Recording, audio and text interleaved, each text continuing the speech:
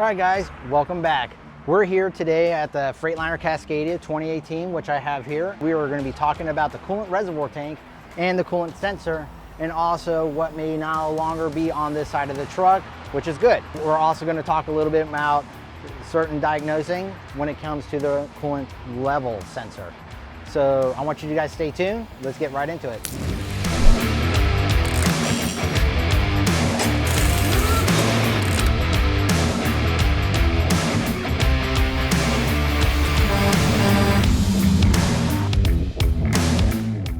All right guys, so right now we're on the left side of this truck, Freightliner Cascadia, again, 2018.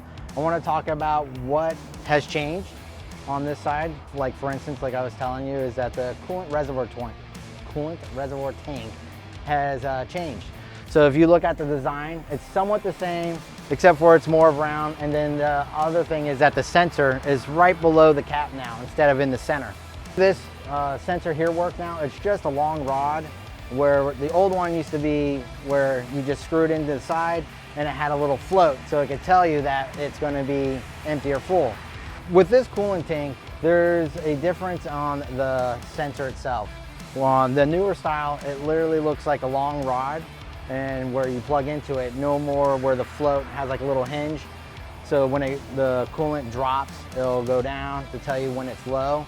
So the float would actually be part of the reservoir tank. When the reservoir tank gets low, there's a float inside. It goes down to indicate that it's low, then it rises again. Still same concept. The only difference is that when you get a coolant reservoir low indicating on your dash, let's not just replace the sensor right away anymore. You may want to get a flashlight, hold off to the side here on the side of the tank where it lights up.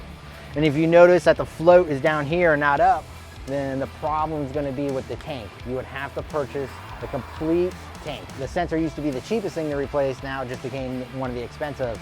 I know that the tank ranges around $200 and something, where before the sensor was just 20 bucks or so. So that's one thing I wasn't too happy to see. You guys may not like it as well. There could be some benefits where maybe the reason why they did it was the hinge part from rusting up. We do have to make sure that when you get a coolant low on your indicating dash, you know, the ICU or the instrument cluster, if you see it, just don't assume that it's the sensor right away.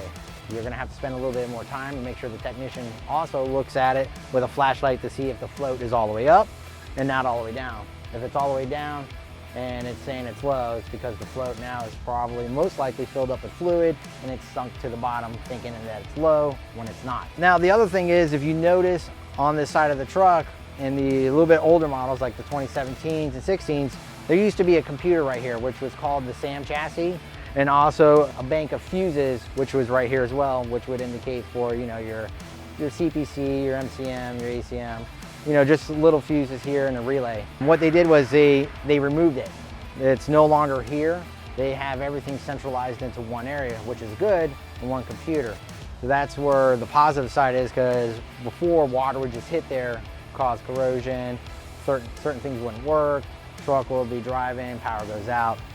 So that part is good because now it's not going to get hit with water. So that's the positive side I take from it. On this side, there's definitely some more stuff to show that's good, and it's a little bit easier because you don't need tools for some of the stuff. All right guys, I'm hoping that the information that I just gave to you about the coolant reservoir tank and the sensor, which is here, and of course the stuff that's no longer on the side, was very helpful. If you like what you saw today, please hit the like button. If you have any questions or concerns or something that I may have missed, please leave a comment at the bottom. And again, please guys, don't forget to subscribe. I'd love to get more content out to you guys. The only way you're gonna get it is if you subscribe.